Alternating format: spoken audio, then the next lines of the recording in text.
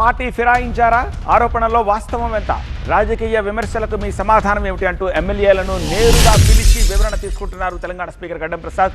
ఆ బ్రేకింగ్ ఇది. హైదరాబాద్ ఫిరాయింపు ఎమ్మెల్యేలపై స్పీకర్ విచారణ చేపట్టారు. స్పీకర్ ప్రత్యక్ష విచారణకు హాజరయ్యారు ప్రకాష్ గౌడ్. గంట పాటు ప్రకాష్ గౌడ్ విచారణ కొనసాగింది.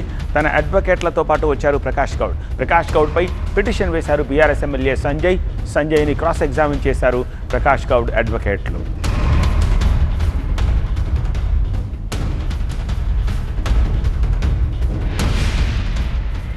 స్పీకర్ విచారణకు సంబంధించిన డీటెయిల్స్ అందించేందుకు మా ప్రతినిధి అశోక్ ప్రస్తుతం మనకి అసెంబ్లీ దగ్గర నుంచి సిద్ధంగా ఉన్నారు.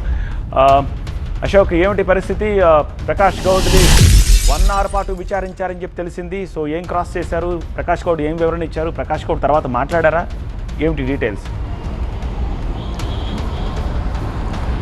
రైట్. ప్రకాష్ గౌడ్ అయితే మాట్లాడడానికి ప్రయత్నించినప్పుడు కూడా ఆయన మాట్లాడడానికి ఇష్టపడలేదు. మిగతా ఒక 1 hour పాటు కూడా దీనికి సంబంధించినటువంటి ప్రొసీడింగ్స్ అయితే కొనసాగి సుప్రీంకోర్టులో కోర్టులు సంబంధించినటువంటి ఎలా ప్రొసీడింగ్స్ ఉంటాయో సేమ్ అలా ప్రొసీడింగ్స్ అయితే ఇక్కడ కూడా కొనసాగుతున్నాయి. ఒక్కొక్క దానికి సంబంధించిన టైం ఇచ్చినటువంటి ఎమ్మెల్యేలు ఒక్కొక్కరుగా ఇక్కడికి చేరుకుంటున్నారు.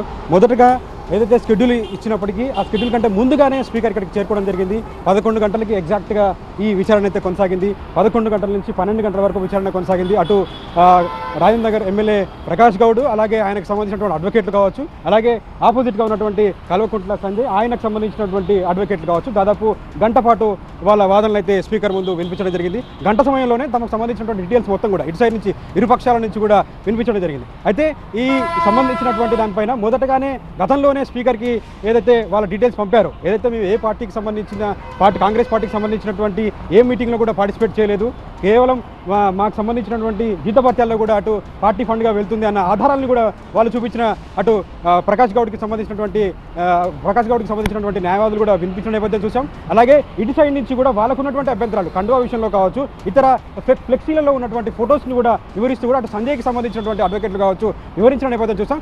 మరొకసారి October 1 వాళ్ళకు కూడా ఒక టైమింగ్ ఇచ్చే అవకాశం కనిపిస్తుంది. మరొకసారి దీనికి సంబంధించినటువంటి విచారణ కొనసాగే అవకాశం కనిపిస్తుంది. అయితే సెకండ్ విచారణ ఇప్పటికే మొదలైంది. కాలా యాదయ్కి సంబంధించినటువంటి విచారణ అయితే లోపల కొనసాగుతుంది. ఆయనకు ఆపోజిట్గా ఎవరైతే పిటిషన్ దాఖలు చేశారో చింత ప్రభాకర్ కూడా ఇక్కడికి చేరుకోవడం జరిగింది. ఆయనకు సంబంధించిన అడ్వకేట్లు, అలాగే ఆరోపణలు ఎదుర్కొంటున్నటువంటి అడ్వకేట్లు ఇద్దరు కూడా ప్రొసీడింగ్స్ అయితే మొదలయ్యాయి.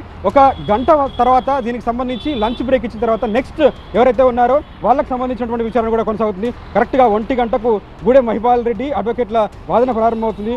ఆయన పైన ఫిర్యాదు చేసినటువంటి చింత ప్రభాకర్ కూడా ఇక్కడికి చేరుకున్నారు. దాని తర్వాత ఏదైతే లాస్ట్గా పల్లా రాజేశ్వర రెడ్డి ఇచ్చినటువంటి ఇష్టమైన కృష్ణమోహన్ తరపునటువంటి న్యాయవాది కూడా విచారించే అవకాశం కనిపిస్తుంది. మొత్తానికైతే ఒక ఎలక్షన్ హీట్ ఇక్కడ కనిపిస్తున్న నేపథ్యంలో అసెంబ్లీలో ఏం జరగబోతున్న దానిపైన కూడా ఒక ఉత్కంఠ అయితే కొనసాగుతుంది. సత్య. ఆల్రైట్ అశోక్.